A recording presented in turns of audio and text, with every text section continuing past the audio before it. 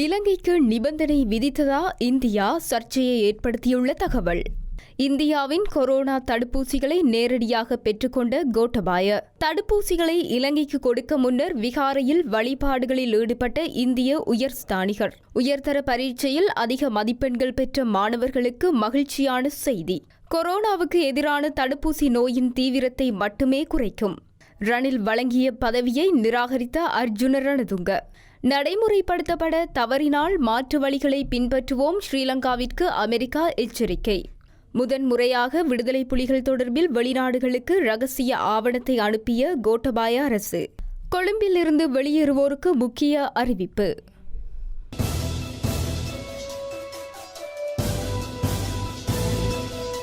13வது திருத்தச் சட்டத்தின் பிரகாரம் ஏற்படுத்தப்பட்ட மாகாண சபை முறையை ஒழிப்பதாக இருந்தால் தமக்கு கொழும்பு துறைமுகத்தின் கிழக்கு முனையம், பலாலி விமான நிலையம் மற்றும் காங்கேசன்துறை துறைமுகம் என்பன தமக்கு வழங்கப்பட வேண்டும் என்று இந்தியா நிபந்தனை விதித்துள்ளதாக தகவல் வெளியாகியுள்ளது. முன்னிலை சோசலிச கட்சியின் கல்வி செயலாளர் புபுது ஜாய்கொட கருத்தரங்கொன்றில் உரையாற்றும் போதே இந்த விடயத்தை தெரிவித்தார். இது தொடர்பில் தொடர்ந்து பேசிய அவர், இலங்கை அரசியலமைப்பு சட்டத்தில் 13வது திருத்தச் சட்டத்தின் பிரகாரம் ஏற்படுத்தப்பட்ட மாகாண சபை முறை ஒழிப்பதாக இருந்தால் தமக்கு கொழும்பு துறைமுகத்தின் கிழக்கு முனையம், பலாலி விமான நிலையம், காங்கேசன்துறை துறைமுகம் என்பன தமக்கு வழங்கப்பட வேண்டும் என அண்மையில் இலங்கைக்கு விஜயம் செய்த இந்திய வெளிவிவகார அமைச்சர் சுப்பிரமணியம் ஜெய்சங்கர் இலங்கை அரசாங்கத்திடம் அறிவித்துள்ளதாக அவர் குறிப்பிட்டுள்ளார். இதேவேளை கொழும்பு துறைமுகத்தின் கிழக்கு முனையத்தை வெளிநாட்டு முதலீட்டினூடாக அபிவிருத்தி செய்வதாக எதிர்த்தால் அதனை நிறுத்த நேரிடும் எனவும், ஆனால் முனையத்தை அபிவிருத்தி செய்வது அவசியமெனில் வெளிநாட்டு முதலீடு தேவை எனவும் இராஜாங்க அமைச்சர் அமுனுகம தெரிவித்துள்ளார். துறைமுகத்தின் கிழக்கு முனையத்தை அபிவிருத்தி செய்வதற்கு தேவையான நிதி நாட்டில் இல்லை. இதனை அபிவிருத்தி செய்ய இலங்கையில் பணமில்லை. இதற்கு காரணம் வேறு எதுவுமில்லை. 2015ஆம் ஆண்டு 7.3% பொருளாதார அபிவிருத்தியுடன் நாங்கள் கையளித்த அரசாங்கத்தை கொரோனா இன்றி, யுத்தமின்றி நல்லாட்சி அரசாங்கம் பொருளாதார வளர்ச்சி வேகத்தை 3.2% குறைத்து எங்களிடம் கையளித்ததே இதற்கு காரணம். கொழும்பு துறைமுகத்தில் கிழக்கு முனையத்தை அபிவிருத்தி செய்வதை எதிர்த்தால் அதனை அப்படியே வைத்துக்கொண்டு பழைய முனையத்தினூடாக வேலைகளை செய்து அபிவிருத்தி செய்யாது இருக்க வேண்டும். இதன் மூலம் நாட்டுக்கு பெரிய வருமானம் கிடைக்காது. எப்போதாவது முடிந்தால் நேரத்தில் அபிவிருத்தி செய்து கொள்ள முடியும். அதுவும் சிறந்த முறை. ஆனால் அபிவிருத்தி செய்ய வேண்டுமாயின் முதலீடு தேவை என்பது மிகவும் தெளிவானது. இந்த முதலீட்டை செய்யப்போவது இந்தியாவா, ஜப்பானா, சீனாவா, இங்கிலாந்தா என்பன வேறு விடயம். இதனை எதிர்த்தால் நிறுத்த வேண்டும். அப்படி நிறுத்தினால் கால வரையறைக்குள் அபிவிருத்தி செய்ய முடியாது எனவும் திலும் அமுனுகம குறிப்பிட்டுள்ளார். இந்திய அரசாங்கம் இலங்கைக்கு வழங்கிய ஆக்ஸ்போர்ட் எஸ்ட்ராஜெனேகா கோவிஷீல்டு ஊசி மருந்தை இலங்கைக்காக இந்திய உயர்ஸ்தானிகர் கட்டுநாயக்க விமான நிலையத்தில் வைத்து உத்தியோகபூர்வமாக ஜனாதிபதி கோட்டபாய ராஜபக்ஷவிடம் கையளித்துள்ளார். இந்தியா வழங்கிய ஊசி மருந்துகள் இன்று கட்டுநாயக்க விமான நிலையத்தை வந்தடைந்தன. அதனை பெற்றுக்கொள்ள ஜனாதிபதி விமான நிலையத்திற்கு சென்றிருந்தார். ஊசி மருந்து தொகையை உத்தியோகபூர்வமாக பெற்றுக்கொண்ட பின்னர் அவற்றை குளிரூட்டி சாதனங்கள் அடங்கிய வாகனங்களில் ஏற்றப்பட்டு சுகாதார அமைச்சு கொண்டு செல்ல நடவடிக்கை எடுக்கப்பட்டுள்ளது. இந்தியா வழங்கிய கொரோனா வைரஸ் தடுப்புக்கான இந்த ஊசி மருந்துகள் இன்று பிற்பகல் இலங்கையில் உள்ள 6 வைத்தியசாலைகளுக்கு விநியோகிக்கப்படவுள்ளதுடன் நாளைய தினம் அதனை வழங்கும் நடவடிக்கை ஆரம்பிக்கப்படவுள்ளது. இந்திய மத்திய அரசினால் இலங்கைக்கு அனுப்பி வைக்கப்பட்டுள்ள கோவிட்-19 தடுப்பூசிகளை உத்தியோகபூர்வமாக அரசாங்கத்திற்கு வழங்கும் வகையில் கட்டுநாயக்க சர்வதேச விமான நிலையத்திற்கு செல்வதற்கு முன்னர் கங்காராம விகாரையில் இந்திய உயர்ஸ்தானிகர் கோபால் பாக்லே வழிபாடுகளில் ஈடுபட்டார். வருடத்தின் முதல் பௌர்ணமி தினத்தில் இந்தியா கோவிட் தடுப்பூசிகளை இலங்கைக்கு அனுப்பியுள்ளது. கொடிய வைரஸ் தொற்றிலிருந்து இலங்கை மக்கள் விரைவில் மீள்வார்கள் என்பதை இந்த புனித தினத்தில் உணரக்கூடியதாக உள்ளது. அயலகத்திற்கு முதலிடம் என்ற கொள்கையில் இந்தியா எப்போதும் ஆர்வம் காட்டி வருவதாக இதன்போது குறிப்பிட்டார். இந்தியாவில் தயாரிக்கப்பட்ட 5 லட்சம் கோவிஷீல்டு தடுப்பூசிகளை இந்தியா இலங்கைக்கு வழங்கியுள்ளது. சிறப்பு விமானம் மூலமாக இந்த தடுப்பூசிகள் இலங்கைக்கு அனுப்பி வைக்கப்பட்டுள்ள நிலையில் குறித்த விமானம் இலங்கையை வந்தடைந்துள்ளது. இலங்கை உயர்ஸ்தானிகராக நியமனம் பெற்ற நிலையில் 2020 மே மாதம் புனித விஷாக் வாரத்தின் முதற் தடவையாக இலங்கைக்கு வருகை தந்த உயர்ஸ்தானிகர் கோவிட்-19 நோய்க்கு எதிராக போராட்டங்களை இலங்கை எதிர்கொள்வதற்கு ஆதரவளிக்கும் வகையில் 12.5 டோன்கள் நிறையுடைய மருத்துவ பொருட்களை அன்பளிப்பாக வழங்கியமையும் சிறப்பான விடயம் என நினைவு கூர்ந்தார். காப்போத்த உயர்தரத்தில் அதிக மதிப்பெண்கள் பெறும் மாணவர்களுக்கு வாய்ப்பு அளிக்கும் வகையில் மேலும் 800 மாணவர்களை பல்கலைக்கழகத்திற்குள் அனுமதிக்க பல்கலைக்கழக மானியங்கள் ஆணைக்குழு முடிவு செய்துள்ளதாக தகவல்கள் வெளியாகியுள்ளன. இந்த அதிகரிப்பு மருத்துவம், பல் பொறியியல், முகாமைத்துவ பீடம் மற்றும் பொறியியல் பீடங்களுக்கானதாகும்.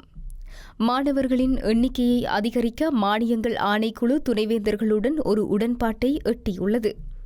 ஒப்பந்தத்தின்படி அந்தந்த பீடங்களில் சேர்க்கப்படவுள்ள புதிய மாணவர்களின் எண்ணிக்கை கடந்த வாரம் துணைவேந்தருக்கு அறிவிக்கப்பட்டது. மாணவர்களின் அதிகரிப்புடன் ஒப்பிடுகையில் நிதி அதிகரிப்பு குறித்து கலந்துரையாட அனைத்து துணைவேந்தர்களும் பிப்ரவரி மாத தொடக்கத்தில் பிரதமர் மற்றும் நிதி அமைச்சர்களுடன் மஹிந்த ராஜபக்சவை சந்திக்க உள்ளனர். மானிய ஆணைக்குழுவின் அனுமதியுடன் இந்த கூட்டம் நடத்தப்படுகிறது. நிதி ஒதுக்கீடு அதிகரிப்பு தொடர்பில் திரைசேரியுடன் ஆணைக்குழு கலந்துரையாடியுள்ளது. கடந்த ஆண்டுடன் ஒப்பிடும்போது இந்த ஆண்டு மேலும் 1500 மாணவர்களை சேர்க்க மானியங்கள் ஆணைக்குழு நடவடிக்கை எடுத்துள்ளது. கடந்த 2019 ஆண்டில் பழைய மற்றும் புதிய என 2 பாடத்திட்டங்களின் கீழ் தேர்வு நடத்தப்பட்டதால் Z மதிப்பெண்களை வழங்குவதில் சிக்கல் ஏற்பட்டது.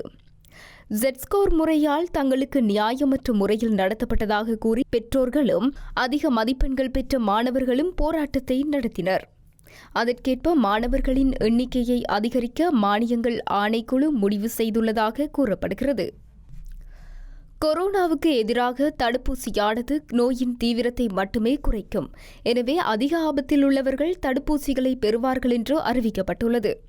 தடுப்பூசிகள் செலுத்திய பின்னர் அறிகுறிகள் லேசாக இருக்கும் எனினும் இறப்புகள் மற்றும் மருத்துவமனையில் சேர்க்கப்படும் நோயாளிகளின் எண்ணிக்கை குறையும் என தெரிவிக்கப்பட்டுள்ளது. இந்த விடயத்தை பொது சுகாதார சேவைகள் துறை பணிப்பாளர் வைத்திய கலாநிதி ஜூசி பெரேரா தெரிவித்துள்ளார். இது தொடர்பில் அவர் மேலும் குறிப்பிடுகையில் 20 வயதிற்குட்பட்டவர்கள் மற்றும் கர்ப்பிணி அல்லது தாய்ப்பால் வழங்கும் பெண்களுக்கு இந்த தடுப்பூசிகள் செலுத்தப்பட மாட்டாது. இலங்கையில் 35% மக்கள் இந்த வகையைச் சேர்ந்தவர்கள். என்றபோதும் மீதமுள்ள மக்கள் தொகையில் 80% தடுப்பூசிகளை செலுத்த சுகாதார அதிகாரிகள் திட்டமிட்டுள்ளனர் என்றார். எதிர்கால பயணத்திற்கான உரிய வேலை திட்டமோ அல்லது ஒருங்கிணைப்பை மேற்கொள்ள ஐக்கிய தேசிய கட்சி தவறியுள்ளதால் அந்த கட்சியின் மத்திய செயற்குழு தனக்கு வழங்கிய சிரேஷ்ட உபதலைவர் பதவியை நிராகரிப்பதாக முன்னாள் அமைச்சர் அர்ஜுன ரணதுங்க அந்த கட்சியின் தலைவர் ரணில் விக்ரமசிங்கவுக்கு கடிதம் மூலம் அறிவித்துள்ளார்.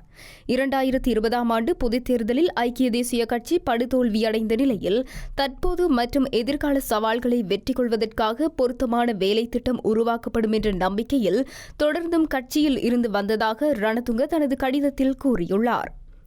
எனினும் இதுவரை அப்படியான வேலை திட்டத்தையோ அல்லது ஒருங்கிணைப்பையோ காண முடியவில்லை எனவும் அவர் ரணில் விக்ரமசிங்கவுக்கு அனுப்பியுள்ள கடிதத்தில் மேலும் தெரிவித்துள்ளார்.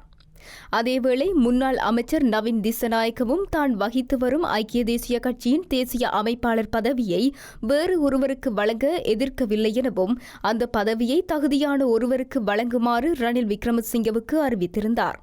இந்த நிலையில் அர்ஜுன ரணதுங்க மற்றும் நவீன் திசநாயக்க ஆகியோர் இணைந்து இன்று கூட்டு செய்தியாளர் சந்திப்பை நடத்தவுள்ளதாக தெரியவந்துள்ளது. ஐக்கிய நாடுகள் மனித உரிமைகள் ஆணையாளரின் புதிய அறிக்கையில் முன்வைக்கப்பட்டுள்ள பரிந்துரைகளை அமுல்படுத்துவதற்கு இலங்கை தவறும் பட்சத்தில் ஏனைய உறுப்பு நாடுகளுடன் இணைந்து மிச்சேல் பச்லெட்டினால் பரிந்துரைக்கப்பட்டுள்ள மாற்று யோசனைகளை நடைமுறைப்படுத்த தயாராக இருப்பதாக அமெரிக்கா எச்சரித்துள்ளது. ஐக்கிய நாடுகள் மனித உரிமைகள் பேரவையின் 46வது கூட்டத்தொடர் எதிர்வரும் பிப்ரவரி மாதம் 24ஆம் தேதி ஜெனீவாவில் ஆரம்பமாக உள்ளது. இதன்போது இலங்கை தொடர்பில் மனித உரிமைகள் ஆணையாளர் மிச்சேல் பச்லெட் சமர்ப்பிக்கவிருக்கும் 16 பக்கங்கள் கொண்ட முழுமையான அறிக்கை நேற்று ஐக்கிய நாடுகள் சபையினால் பகிரங்கப்படுத்தப்பட்டது. இந்நிலையில் ஐநாவின் அறிக்கையை மேற்கோள் காட்டி வெளிவிவகாரங்களுக்கு பொறுப்பான ஐக்கிய அமெரிக்காவின் பிரதிநிதிகள் குழுவின் உத்தியோகபூர்வ ட்விட்டர் பக்கத்தில் செய்யப்பட்டிருக்கும் பதிவிலேயே மேற்கண்டவாறு வலியுறுத்தப்பட்டுள்ளது. ஐக்கிய நாடுகள் மனித உரிமைகள் ஆணையாளரினால் இலங்கை தொடர்பில் வெளியிடப்பட்டிருக்கும் அறிக்கையில் குறிப்பிடப்பட்டுள்ள பல விடயங்கள் தொடர்பில் அவதானம் செலுத்தியிருப்பதாக கூறியிருக்கும் அந்த குழு குறித்த அறிக்கையில் முன்வைக்கப்பட்டிருக்கும் பரிந்துரைகளை அமல்படுத்துவதற்கு இலங்கை அரசாங்கம் தவறும் பட்சத்தில் ஐக்கிய அமெரிக்காவும் ஏனைய உறுப்பு நாடுகளும் இணைந்து ஆணையாளர் மிச்சேல் பச்லட்டினால் சுட்டிக்காட்டப்பட்டிருக்கும் ஏனைய மாற்று வழிகளை நடைமுறைப்படுத்த முற்பட வேண்டும் என்று வலியுறுத்தியிருக்கிறது. முதன்முறையாக இலங்கை அரசாங்கம் விடுதலை புலிகள் செய்ததாக கூறப்படும் 600 போர்க்குற்றங்கள் குறித்த ஆவணம் ஒன்றை வெளிநாடுகளுக்கு அனுப்பியுள்ளதாக சிங்கள ஊடகம் ஒன்று தெரிவித்துள்ளது. இதுபோன்ற ஆவணத்தை வெளிநாடுகளுக்கு அனுப்புவதில் எந்தவொரு அரசாங்கமும் இதுவரை முயற்சி செய்யவில்லை எனவும் அந்த ஊடகம் குறிப்பிட்டுள்ளது. இலங்கை ராணுவம் போர்க்குற்றச்சாட்டுகளை எதிர்கொள்ளும் வேளையில் விடுதலை புலிகள் புரிந்ததாக கூறப்படும் குற்றங்கள் பற்றிய தகவல்கள் ரகசியமாக அனுப்பி வைக்கப்பட்டுள்ளன. குறித்த ஆவணத்தில் விமான எதிர்ப்பு ஏவுகணையால் 55 பயணிகளை ஏற்றிச் சென்ற விமானத்தை அழித்தது, 120 அரசியல்வாதிகளை கொன்றது, ராணுவம் மற்றும் கடற்படை வீரர்களை கொன்றமை, காமினி திஸ்ஸநாயக்க, ராஜீவ்காந்தி படுகொலை உட்பட்ட பல குற்றங்கள் குறித்த தகவல்கள் இந்த ஆவணத்தில் உள்ளதாக அந்த ஊடகம் சுட்டிக்காட்டியுள்ளது. மேல் மாகாணத்திலிருந்து வெளியேறும் அனைத்து வாகனங்களிலும் பயணிக்கும் நபர்களுக்கு கொரோனா பரிசோதனை மேற்கொள்ள நடவடிக்கை எடுக்கப்பட்டுள்ளது. அனைத்து பயணிகளுக்கும் PCR பரிசோதனை அல்லது ரேபிட் ஆன்டிஜென் பரிசோதனை மேற்கொள்வதாக போலீசார் தெரிவித்துள்ளனர். இன்று முதல் பிப்ரவரி 1 வரை இந்த பரிசோதனை நடவடிக்கை மேற்கொள்ளப்படும் என குறிப்பிடப்பட்டுள்ளது. மேல் மாகாணத்திலிருந்து வெளியேறும் 11 இடங்களில் இந்த பரிசோதனை மேற்கொள்ளப்படும் என பிரதி பொலிஸ் மா அதிபர் அஜித் ரோஹண தெரிவித்துள்ளார். அதற்கமைய கொச்சிக்கடை, மீரிகம, நிட்டம்புவ, தொம்பே, ஹங்வெல, இங்கிரிய, பதுரலிய, மீகாதென்ன, தினியவள, கெடதினியவ, அழுத்கம ஆகிய பகுதிகளில் இந்த பரிசோதனை மேற்கொள்ள நடவடிக்கை எடுக்கப்பட்டுள்ளதாக அவர் குறிப்பிட்டுள்ளார்.